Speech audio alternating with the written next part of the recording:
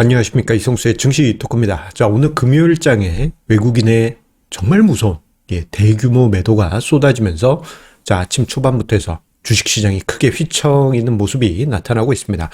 자, 외국인의 대량 매도 단 1시간도 안 돼가지고 1조 원대가 쏟아졌는데요. 메모리 반도체 시황에 대한 여러 가지 불안감이 반영이 되면서 증시가 크게 휘청거렸다고는 하지만, 자, 외국인의 매도는 뭔가 의미가 있습니다. 왜냐하면 지금이 8월이기 때문입니다. 왜 8월이냐?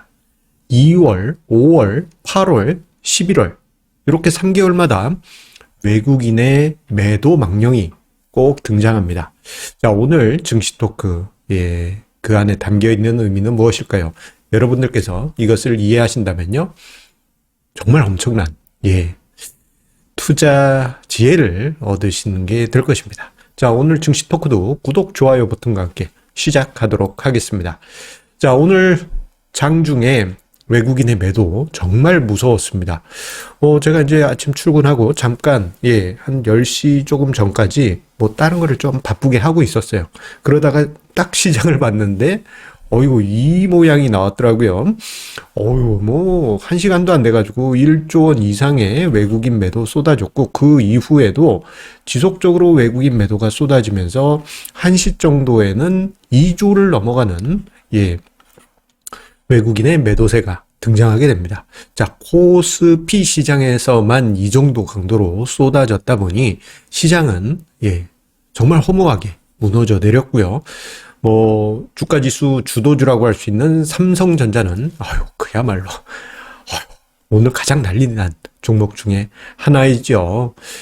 자, 지금 화면상에, 최근, 이번 주에 외국인과 기관, 그리고 개인의 수급 동향이 나와 있는데, 이번 주 내내 외국인의 매도세가 정말 강하게 등장했고, 수요일부터 해서는 조원 단위로 매도를 합니다. 급기야 오늘 이러한 사단이 일어나고 말았어요. 자, 정말 너무하다라는 생각이 드실 수도 있습니다. 자, 증시가 이렇게 무너졌다면, 이게 주변국들이 난리 났겠구나. 한국도 이런데 주변국들은 어떤가? 한번 이렇게 쑥 봤습니다. 그랬더니요, 아침부터 해서 우리나라 주변 국가들의 증시는 그런대로 양호했어요. 일본 증시는 되레 상승하고 있었고요.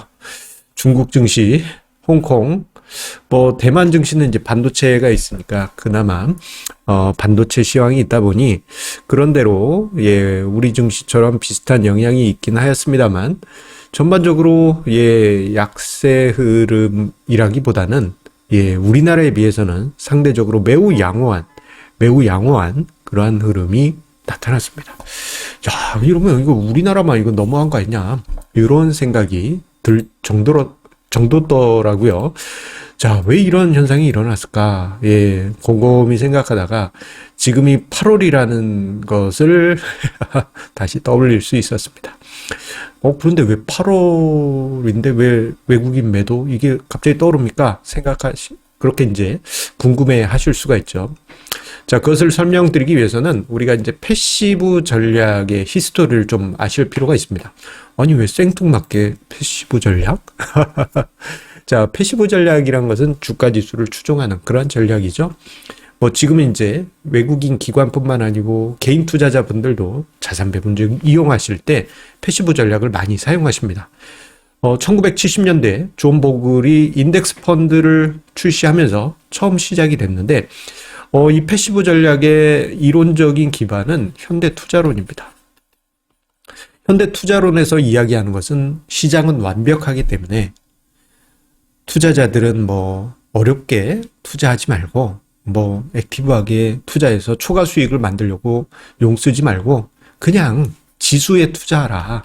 이게 이제 인덱스 펀드 패시브 전략이 시작된 이유예요. 그런데요, 현대투자론에서 이야기는 전제 중에 또 하나는요, 나의 매매가 시장에 영향을 주지 말아야 됩니다. 나의 매매가 그냥 매수 팅 했는데 그게 현재가로 체결, 매도 팅 했는데 매도하더라도 현재가에서 체결, 이게 영향을 주지 말아야 돼요. 하지만 과거 1970년대 인덱스 펀드와 패시브 전략이 처음 도입될 때만 하더라도 시장에 큰 영향이 없었습니다만, 자, 점점점 그 규모가 커져가죠. 예. 2010년대에는 글로벌 ETF 규모가 1조 3천억 달러에 이르게 됩니다. 1조 3천억 달러면, 이게 거의 한 1,500조 원 규모죠. 1조 3천억 달러. 아이고, 이게 잘못 썼습니다. 죄송합니다. 오타가 발생했네요. 그리고 2020년대 현재는 9조 1,000억 달러입니다. 달러. 아이고, 이거 실수했습니다. 실수. 아이고, 이 억 원이라고 썼네요. 이 억 원으로 써도 큰 규모인데, 이게 달러예요. 달러. 엄청난 규모로 성장을 했고, 2010년에 비해서 2020년 9조 1,000억 달러까지 증가한 패시브 전략은 10배나, 2010년에 비해서 10배나 커지게 됐습니다. 그래서 지금은 패시브 전략이 시장을 뒤흔드는 그러한 존재가 되었어요. 패시브 전략이 움직이는 것에 따라서 시장은 흔들흔들 거리는 모습들이 나타나게 되고, 특히나 최근 몇 년 사이 2018년부터 해서 그런 현상이 나타났는데, MSCI에서 이머징 지수 관련한 이벤트가 등장하게 됩니다. 자, MSCI 이머징 지수에 중국 A주를 편입한다라는 게 2018년부터 해서 현실화되면서요, 한국 비중은 상대적으로 낮아지다 보니 어떤 일이 벌어졌냐? 매년 2월, 5월, 8월, 11월 MSCI 이제 이슈가 발생할 때마다, MSCI 리뷰가 발표될 때마다 시장은 휘청휘청거리게 됩니다. 자, 어떻게 휘청휘청거리느냐? 외국인의 대량 매도가 등장합니다. 자, 2018년부터 해서 이 MSCI 이머징 이슈가 발생할 때마다 이제 외국인들은 단계적으로 한국 비중을 줄이고 중국 비중을 높이고, 그리고 또 중간에 사우디 아라비아 비중도 높이게 됐어요. 그러면 이제 한국의 비중도 낮아지는 그런 상황이 만들어지면서, 요게 원래 MSCI 스케줄이 2018년부터 해서 대략 뭐 짧으면 5년, 길면 8년. 왜냐하면 이제 한꺼번에 하면 시장 충격이 엄청 크거든요. 지수 자체가 무너지게 됩니다. 그렇게 될 경우에는. 그래서 5년 동안 또는 길면 8년 동안 지속이 되는데, 2018년하고 2019년 요때는 시장에서 MSCI 이슈가 발생할 때마다, 자, 2월, 5월, 8월, 11월 요때 외국인의 대량 매도가 쏟아지고 한국 증시에 부담이 되었던 게 일정 부분 사실입니다. 자, 그런데 그 이후에도 2월, 5월, 8월, 11월이 되면 외국인의 대량 매도가 등장하는데요. 자, 지금 화면상에 차트를 한번 보시도록 하겠습니다. 자, 여기 이제 작년, 자, 2020년 중반부터 해서요, 최근까지 종합주가 지수와 외국인의 순매매 추이를 보여주고 있는데요. 자, 올해 같은 경우도 2월, 5월, 8월 달에 일간 단위로 조원 이상의 매도를 하는 상황이 발생합니다. 자, 이해를 돕기 위해서 제가 지금 파란색 선 뿅 날아가고 있죠? 예. 지금 화면상에 표시를 했는데, 요게 이제 하루에 1조 원 매도한 라인입니다. 여기, 2여기, 그리고 2번. 자, 이렇게 있는데, 요게 작년 8월 말, 그리고 작년 11월 말, 그리고 올해 2월 말, 그리고 5월 중순, 그리고 8월 중순, 이러한 상황이 발생되게 되었던 것이죠. 그때마다 그날은 시장이 막 휘청휘청거리고 이런 일이 발생되게 됐습니다. 자, 그런데 지금 패시브 전략을 이야기하다가 왜 이야기로 넘어오느냐? 자, 이 부분을 우리가 이해를 하면요, 시장에 엄청난 투자 팁을 얻을 수가 있습니다. 무엇이냐면요, 자, MSCI 이머징 지수 이슈, 뭐 그거 외에도 이제 MSCI 여러 가지 지수들 리밸런싱, 그리고 최근에는 우리나라에서 그 카카오뱅크가 상장하고, 그리고 크래프톤이 상장하면서 코스피 200 지수에 이들 두 종목이 편입된다 하는 이야기 때문에, 예, 이게 지수에 좀 왜곡이 순간적으로 발생하게 됩니다. 자, 오늘 같은 경우 보면 카카오뱅크, 크래프톤 상승하고 삼성전자는 내리꽂고 있죠. 그 이유가 패시브 전략에서 비중을 조절을 하는 과정에서 이게 이제 매물이 쏟아지고 또는 다른 한편에서는 매수세가 유입이 되었기 때문입니다. 자, 그런데 이 과정이요. 자, 그야말로 예, 기계적입니다. 기계적이에요. 특히 외국인 투자자 같은 경우 패시브 전략으로만 운용한다고 해도 과언이 아닙니다. 과거 한 10년 전, 그 이전만 하더라도요. 뭐 미국의 유명한 가치 투자 펀드인 뭐 이런 식으로 해서 헤지 펀드들이 많이 있어 왔지만 요즘은 예, 그러한 존재들이 거의 보이질 않아요. 요즘 보면은 거의 대부분 패시브로만 자금을 유입시키거나 빼고, 그리고 자산 배분 전략상 글로벌 비중의 이머징을 줄이면은 한국 증시가 외국인 매도가 쏟아지고, 이머징 내에서 한국 비중 높이면은 예, 매수세가 일시적으로 들어온다든가 그러한 현상이 나타나다 보니, 자, 지금의 외국인 매도, 이번 주에 있었던 외국인의 매도는 전형적인 패시브 전략에 의한 기계적인 매도였다. 이거는 2월, 5월, 8월, 11월에 등장하는 패시브의 망령, 귀신 같은 망령이라고 해도 과언이 아닙니다. 자, 그런데요, 이 패시브 전략에서 이제 자금을 리밸런싱 할 때는 규칙에 따라서 묻지도 따지도 말고 매매를 하는 게 예, 얘네 전략입니다. 여러 가지 이제 주문 집행 알고리즘이 들어가겠지만 결론은 비중을 높이면은 사고, 줄이면은 팔고, 예, 그냥 기계적으로 그렇게 운영이 돼요. 자, 그러다 보니 기계적인 매매할 때는 좀 뭐랄까, 되도록이면은 체결되는 방향으로 던집니다. 예.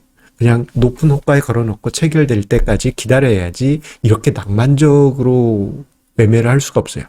언제까지 어떤 비중을 맞춰야 된다. 그런 타겟이 있기 때문에 무조건 체결되는 방향으로 사거나 팔아야 됩니다.